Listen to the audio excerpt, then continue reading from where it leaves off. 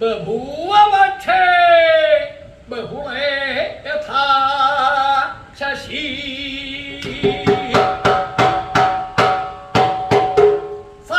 ശരീരസ്യ സ്ഥിതിം കൽപ്പയൻ.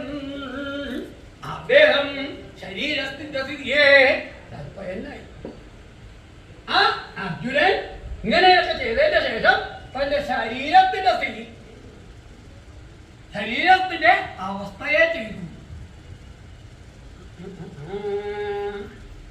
അതിനാണ് ഇപ്പൊ കൂടെ ഉണ്ടായത്, ശരീരം നേടിയാക്കാനായിട്ടേ. ശരീരം അല്ലെങ്കിൽ പിന്നെ കാര്യമുണ്ടോ, അതിനൊക്കെ പ്രയോജനമുണ്ടോ? അപ്പൊ അർജുൻ ചോദി ഏമായിട്ടൊക്കെ തപസ് ചെയ്ത് പാശ്വപദാർത്ഥമൊക്കെ കിട്ടിക്കഴിഞ്ഞത് ഉപയോഗിക്കാൻ ശരീരം അല്ലെങ്കിൽ പിന്നെ എന്താ ചെയ്യുക അല്ലേ? അപ്പൊ ആദ്യം ശരീരം സംരക്ഷിക്കുക, എന്നിട്ട് ഈശ്വരനെ സേവിക്കുക അല്ലേ? അല്ലെങ്കിൽ പിന്നെ എന്താ പ്രയോജനം ഉള്ളത് എന്ന് വിചാരിച്ചാൽ അതിന് കുഴപ്പമുള്ളൂന്നല്ലേ? അതല്ല, പിന്നെയോ കൽപ്പയൻ, കൽപ്പനയെ ചെയ്തു. ശരീരസ്യ സ്ഥിതി കൽപ്പയൻ, ശരീരത്തിന്റെ സ്ഥിതിയെ നിയന്ത്രിച്ചു.